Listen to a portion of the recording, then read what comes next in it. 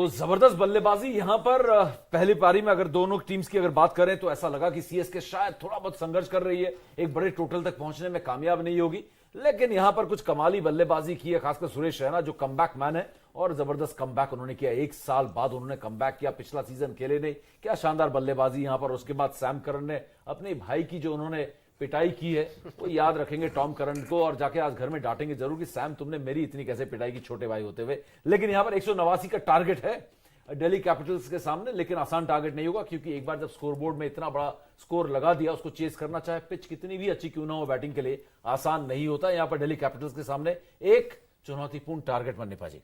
बिल्कुल बहुत बड़ा टारगेट है मेरे हिसाब से, लेकिन अगर मुंबई की पिचेस की बात करें आप वानखेड़े स्टेडियम की, तो ये बैटिंग के लिए बहुत बढ़िया पिच लग रही थी और ग्राउंड भी छोटा लग रहा था मुझे, जिस तरह से बॉल बार बार रोक के बाहर जा रही थी, जिस तरह से शॉट्स खेले। लेकिन सुरेश रैना की आप बात कर रहे थे, क्या इनिंग्स खेली है उन्होंने, और कमबैक में इस तरह की इनिंग्स खेलना, जब आप क्रिकेट रेगुलर नहीं खेल रहे उसके बाद इस तरह से बॉल को टाइम करना, आई थिंक उनको भी क्रेडिट जाता है, क्योंकि उन्होंने 2 विकेट गिरने के बाद जिस तरह से अटैक टू द ऑपोजिशन लेके गए, वो उन्होंने एक लय बना दी वहां से, जिसकी वजह से इतना बड़ा टारगेट सेट हो गया।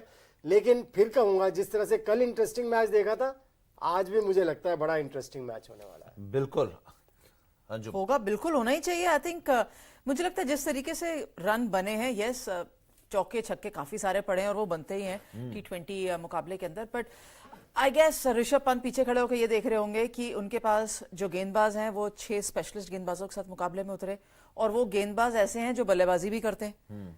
तो जो बल्लेबाजी का क्रम है वो दिल्ली कैपिटल्स का अच्छा खासा लंबा है, विस्फोटक बल्लेबाजी कर सकते हैं। वो यही उम्मीद कर रहे होंगे कि जिन्होंने जो बैट्समैन जो बॉलिंग कर सकते हैं, जिन्होंने इतने रन्स दिए हैं, अब वो बैटिंग में आके उसको कॉम्पनसेट करें। बिल्कुल, लेकिन ये तो बात हुई चेज की, लेकिन बात सीएसके की बल्लेबाजी की करें और शुरुआत शायद सुरेश रैना से करनी चाहिए, क्योंकि कमबैक मैन ने 36 गेंदों में 54 रन बनाए, जिसमें उन्होंने 4 छक्के लगाए और 3 चौके। आरपी आते ही टच में दिखे, कोई रस्टीनेस नहीं दिखी सुरेश रैना के बैटिंग में। ये एक बहुत बड़ी बात है क्योंकि सबकी नजरें थी, क्योंकि बड़ा बल्लेबाज है और 1 साल खेला नहीं है, एक पूरा सीजन गैप रहा है और उसके बाद ऐसे आकर खेलना, वाकई में सीएसके का पूरा कैंप जो है वो बड़ा खुश हो रहा होगा। नहीं, एक्सपीरियंस काफ़ी है सुरेश के पास और खेला भी इतने सारे मैचेस हैं। शुरू में हमने देखा कुछ बॉलें ली उन्होंने समझने के लिए, या आई थिंक 15-16 रन तक तो रन बॉल खेल रहे थे, जो होना चाहिए। पहला मैच है, ऐसा पहला मैच ही आपको नहीं देखने, आपको अपने आप को प्रूव करना है। तो उन्होंने वो एक स्ट्रेटजी के साथ आए, एक रणनीति के साथ आए कि थोड़ा टाइम लेंगे, एक बार जब आंखें जम जाएंगी एक गेम के अंदर, जब बॉल थोड़ा बेटर दिखने लगेगी तब शॉट मारेंगे। और अमित मिश्रा पे जो उन्होंने बैक टू बैक 2 छक्के लगाए, वो दर्शाता है कि आप अंदर से एकदम खुल गए कि नहीं, जो बीत गया सो बीत गया। आज क्या है वो महत्वपूर्ण, वो रैना ने कर दिखाया। लेकिन इसका मतलब अच्छा टेम्परामेंट आज जो रैना ने दिखाया, क्योंकि जो शुरू में तो देखो अभी हमने बहुत दिन बाद उनको खेलते हुए देख रहे हैं, पर अगर पुराने मैचेस देख लो आप तो 10-15 बॉल लेते नहीं थे संभलने के लिए, वो पहले या दूसरी बॉल से चालू पड़ जाते थे। पर इस मैच में उन्होंने थोड़ा टाइम लिया, क्योंकि वो दबाव उनके ऊपर भी था कि नहीं, मुझे भी प्रूव करना है और टीम को आगे ले जाना है। बिल्कुल, और कहीं ना कहीं जब वो आए थे तो 7 रन पर दूसरा विकेट गिर चुका था, तो वो भी प्रेशर एक था। लेकिन सुरेश रैना जो उम्मीद उनसे थी और उम्मीद पर बहुत जबरदस्त खरे उतरे हैं। तो इसलिए सुरेश रैना से शुरू कर रहा हूं क्योंकि आज हॉट टॉपिक है सुरेश रैना। कोई भी यही बात कर रहा होगा, अंजुम मन्नीपा जी और आरपी की, सुरेश रैना ने अच्छी बल्लेबाजी की। इसके बाद हम सैम करन से उम्मीद कर रहे थे, इंटरनेशनल क्रिकेट हिंदुस्तान के खिलाफ भी जो आखिरी मुकाबला उन्होंने खेला था उसमें लगभग जिता दिया था, अपनी टीम को खींच कर ले गए थे। तो सुरेश रैना ने जो बल्लेबाजी की है, आप कितने इंप्रेस हुए उससे? देखिए, उन्होंने एक प्लेटफॉर्म दे दिया। जो पीछे आप सैम करन की अभी बात कर रहे थे, पीछे जो बैट्समैन आए, रायडू भी आए, सैम करन भी आए, जिन्होंने इस तरह की छोटी सी इनिंग्स खेली लेकिन बड़ी तेज बैटिंग करके रन्स बनाए, उसका कारण सुरेश रैना ही है। क्योंकि 7 पर 2 आउट हो गए, उसके बाद तो कोई ना कोई तो चाहिए था जो बेस बना था, क्योंकि वहां पर 1 विकेट और गिर जाती तो फिर ये 160 के पहले ही सिमट जाती है चेन्नई की टीम। बिल्कुल, तो सुरेश रैना का तो बहुत बड़ा रोल रहा है, इसमें तो कोई डाउट ही नहीं।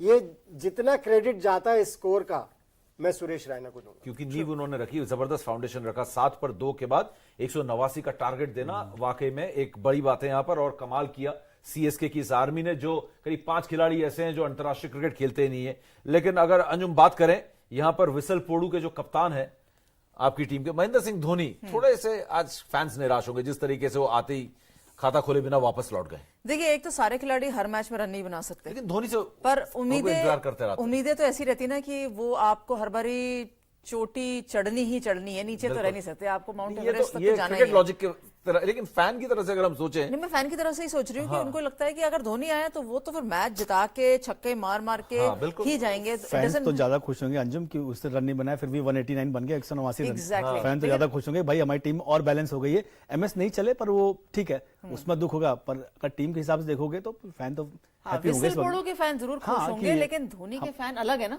धोनी वो धोनी के फैन है। वही तो, वो तो नाखुश धोनी है। का बल्ला धोनी चलना को चाहिए। आपने देखा ड्रेसिंग रूम में कैसे इधर से उधर घूम रहे थे, वो क्या वो है, वो बड़े रेस्टलेस से घूम रहे थे ऐसे से करके, जब वो रैना वाना बैटिंग कर रहे थे 12-13 ओवर में रैना के रन आउट होने से पहले। उस रन आउट के बारे में बात करेंगे, बड़ा ही अजीब सा रन आउट हुआ, वो बीच में आवेश खान आ गए और रविंद्र जडेजा ब्लॉक हो गए, वो बोल रहे हैं शिकायत कर रहे थे उनसे, लेकिन उसके बाद कोई ऐसा वहां पर ऐसी कोई बहस नहीं हुई।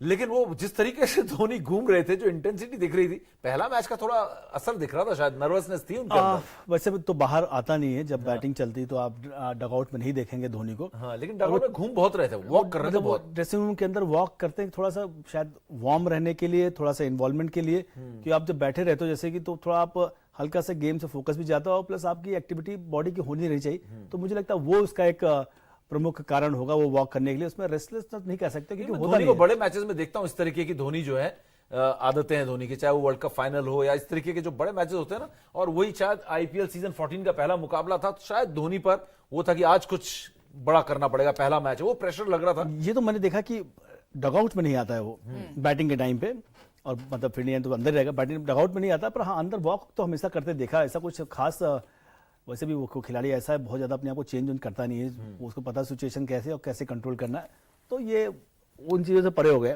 लेकिन जितना भी बड़ा खिलाड़ी हो, नर्वसनेस होती ही होती है। बिल्कुल। सचिन तेंदुलकर 400 वनडे खेलने के बाद कह रहे थे एक इंटरव्यू में कि मैं अभी भी नर्वस होता हूं जब मैं मैदान पर उतरता हूं।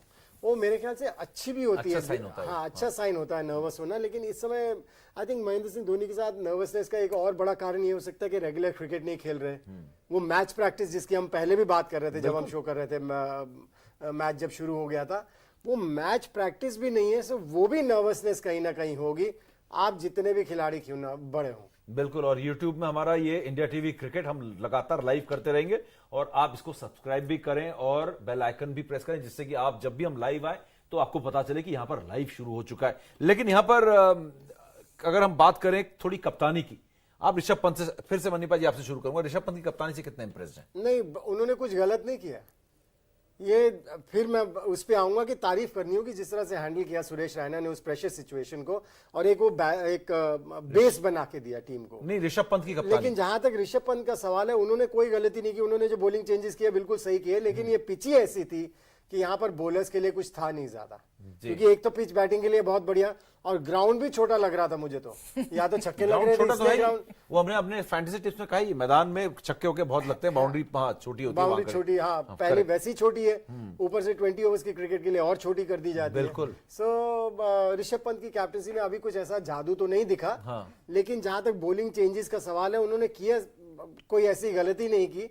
और एक चीज अलग दिखी जो उनकी, काम लग रहे थे विकेट के पीछे, वो चुलबुलापन जो उनके अंदर है। मैं कह रहा था, आपको मान नहीं रहे थे आप। हाँ नहीं, आपने कहा नहीं अभी भी शरारती है। नहीं शरारती तो है, हाँ। शरारतें तो अभी भी करेगा, लेकिन फिर मैदान में बदल गया वो खिलाड़ी थोड़ा सा, मैं वही कह रहा था। वो मैच्योरिटी तो आती है, Maturity आ जैसे गई है। आप खेलते चले जाते हैं मैच्योरिटी तो आती है, वो जो चुलबुलापन होता है वो कहीं ना कहीं चला जाता है। हालांकि विराट कोहली का नहीं गया अभी तक, लेकिन ये मुझे लग रहा है कि थोड़े से मैच्योर जल्दी हो रहे हैं, और बिल्कुल वो चुलबुलापन जा रहा है। हालांकि पीछे खड़े हुए जब कैप्टन नहीं होते तो इनके अगर स्टंप माइक में आप बातें सुने तो सुन के हंसी बड़ी आती है, बड़ा मजा आता है, वो किस तरह से बैट्समैन को डिस्टर्ब करने की कोशिश करते हैं। बिल्कुल। वो भी आज उन्होंने कुछ खास नहीं किया, शायद कंसंट्रेशन कैप्टनसी के ऊपर। बिल्कुल बिल्कुल। और अगर बात करें हम स्कोर कार्ड की, अगर मैं देख रहा हूं सीएसके के लाजवाब बल्लेबाजी, कमबैक मैन, और रविंद्र जडेजा चोटिल होने के बाद ऑस्ट्रेलिया में थंब में चोट लगी थी, खेले नहीं, 17 गेंदों में उन्होंने 26 रन बनाए। सैम करन के तो क्या कहने, 15 गेंदों में 34, 4 चौके और 2 छक्के लगाए, ये बात है। लेकिन बात ऋषभ पंत की कप्तानी की हो रही थी, आप खुद भी कप्तान रह चुके हैं। ऋषभ पंत की कप्तानी में मुझे एक चीज दिख रही है, पाजी ने कहा कि कोई गलती नहीं की। क्रिस वोक्स 3 ओवर में 18 रन, ओवर्स नहीं पूरे करवा पाए। अमित मिश्रा 3 ओवर में 27 रन, ओवर्स नहीं पूरे किए। मार्कस स्टोइनिस 2 ओवर में 26 रन, उनके भी ओवर्स नहीं, हालांकि 26 रन दिए, बहुत एक्सपेंसिव हुए, समझा जा सकता है। लेकिन क्रिस वोक्स का 1 ओवर रह गया, अमित मिश्रा का भी 1 ओवर रह गया। स्टोइनिस चलिए एक्सपेंसिव थे तो शायद नहीं, लेकिन आपने जिससे बॉलिंग पूरी करवाई, अश्विन 4 ओवर में 47, टॉम करन 4 ओवर में 40, आवेश खान शानदार गेंदबाजी, उसके बारे में हम बात करें, 4 ओवर में सिर्फ 23 रन देकर 2 विकेट लिए।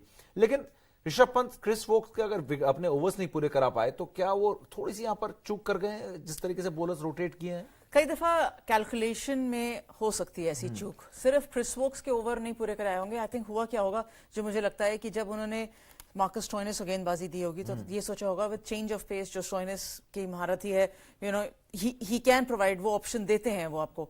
तो कहीं ना कहीं उनको लगा होगा कि ये पहला ओवर चली कोई बात नहीं, लाइन नहीं मिली, सेकंड ओवर फिर देता हूं।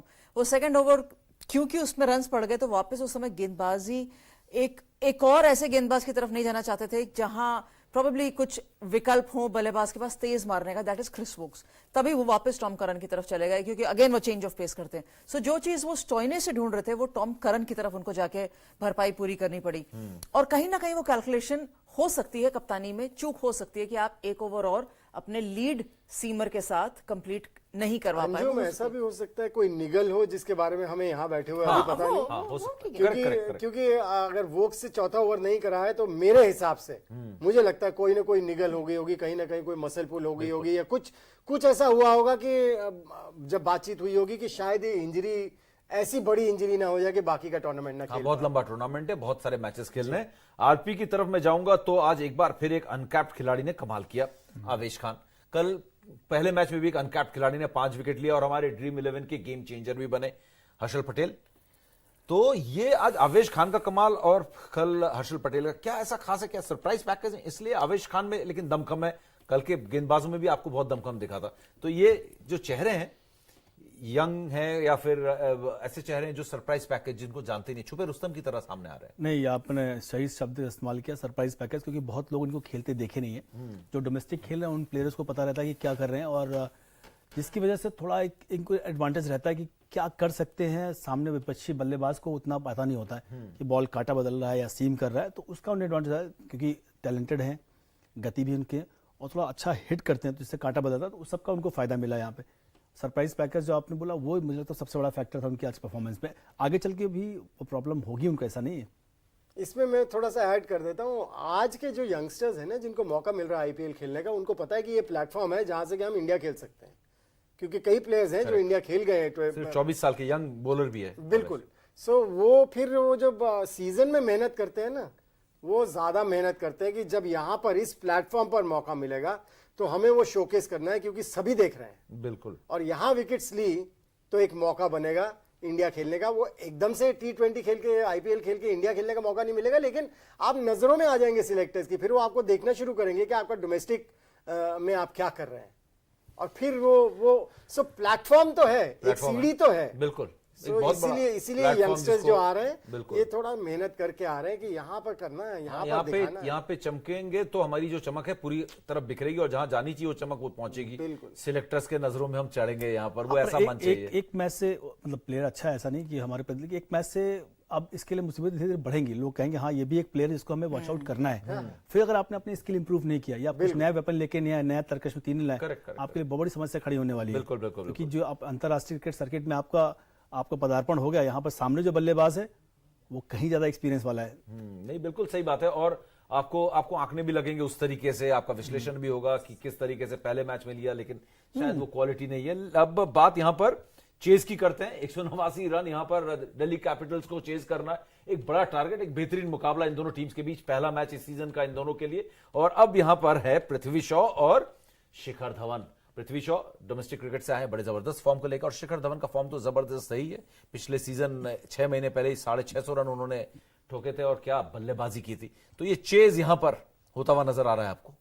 मेरे हिसाब से चेज होना चाहिए, क्योंकि दोनों, जैसे आपने बताया, आपने शुरुआत में कहा कि आज बैटिंग में डेप्थ है दिल्ली के अंदर, एंड क्योंकि दोनों बल्लेबाज फॉर्म में हैं। देखिए, फॉर्म में रहना भी बहुत आवश्यक है।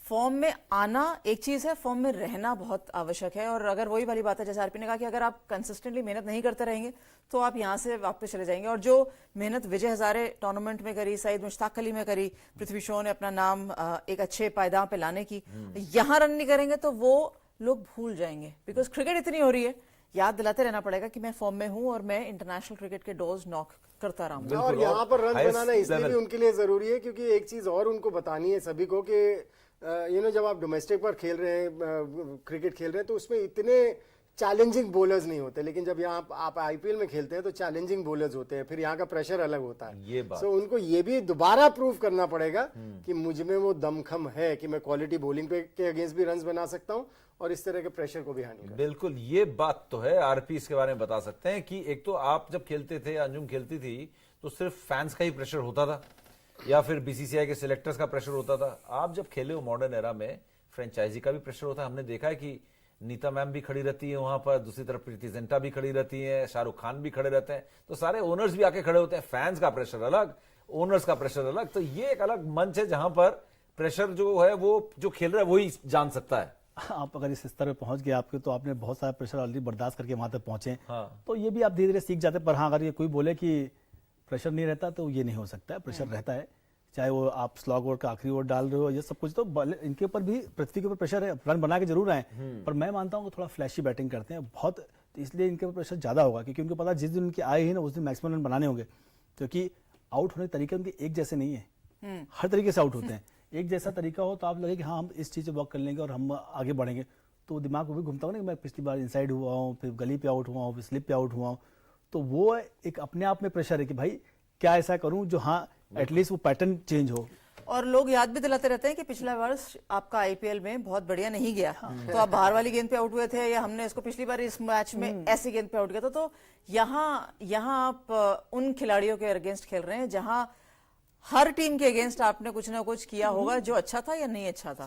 सो इट्स नॉट स्टेट की तरफ खेलना। बिल्कुल, और हर प्लेयर्स यही कहते हैं, आप तीनों भी यहाँ पर बैठे हुए हैं और यही कहते हैं हमने न्यूज़पेपर पढ़ना बंद कर दिया है और हमने टीवी देखना बंद कर दिया है, जिससे कि हम ना सुने सिर्फ कोच की बात सुने और हम अपने काम में फोकस करें, बैटिंग में फोकस करें, दोबारा फॉर्म में आना है। क्योंकि बातें सुन ली, हमारी बातें सुन ली तो बड़ा मुश्किल हो जाएगा, हमें प्रेशर और बढ़ जाएगा। न्यूज़पेपर और तो वैसे भी नहीं पढ़ते, लेकिन फिर भी एक एटमॉस्फेयर ऐसा रहता है जो आपको बता देता है एटमॉस्फेयर की आप ये उस दिन तो पढ़ते होंगे जिस दिन आप 5 विकेट और 6 विकेट लेते हैं, है ना, मेरी फोटो आई या नहीं आई, ये तो होता है। नहीं, न्यूज़ तो मजा तो आता है। खेलते वाला। अच्छा, हमारे जर्नलिज्म में हमें सब इतना एक्सपीरियंस है, जिस दिन हम गलत खबर कर देते हैं ना, उस दिन आरपी फोन कर देते हैं, ये तुम्हें किसने बताया, ये तो मैंने किया नहीं है। ये तो ये ऐसा नहीं कि प्लेयर्स नहीं देखते प्लेयर्स नहीं देखते, प्लेयर्स के जानने वाले बहुत देखते हैं और वो आपको उसी को रिमाइंड कराते रहते हैं। वो एटमॉस्फेयर आपको बताता है कि न्यूज में क्या चल रहा है, मोटा मोटा। बचते तो नहीं, खुद तो नहीं करते हैं। अब कोई चीज गलत अगर किसी ने छाप दी तो उस पर आपने टिप्पणी करना बनता है, क्योंकि वो आपके साथ कैरी करती है, मेरे साथ हुआ है। हाँ, इस बारे में उससे बेटर कौन समझ सकता है। इस बारे में तो आराम से बात करेंगे, उस बारे में बहुत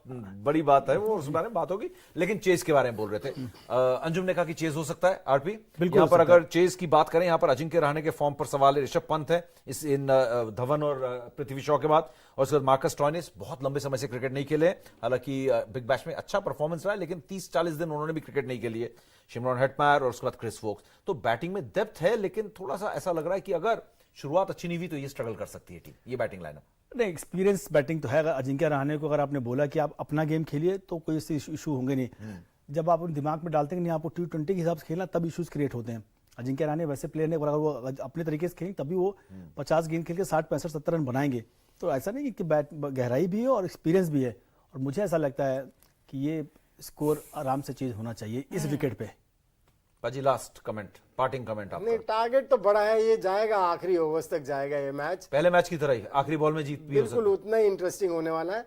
लेकिन इतना बड़ा टारगेट चेज करने के लिए बड़ा जरूरी होता है कि जो आपके पहले 3 बैट्समैन है उसमें एक अच्छी पार्टनरशिप हो जाए, तो फिर एक वो बेस बन जाता है। बिल्कुल, और उम्मीद है कि यहाँ पर अंजुम ने कहा है कि वो बॉलर जो इस सीजन सबसे ज्यादा विकेट लेगा हिंदुस्तान का, उसको कमाल करना होगा, और वो बॉलर है दीपक चहर। देखते हैं आज क्या कमाल करता है विसल पोड़ू। यहाँ पर खुद आज जो है पूरी सीएसके के बैक कर रही है, हालांकि दिल में भले ही सीएसके है, लेकिन बात क्रिकेट लॉजिक के साथ कपड़ों में भी सीएसके है। हाँ, वही मैं कह रहा हूँ, कपड़ों में आज कलर शाइन कर रहा है, बिल्कुल सीएसके। जय दिल्ली।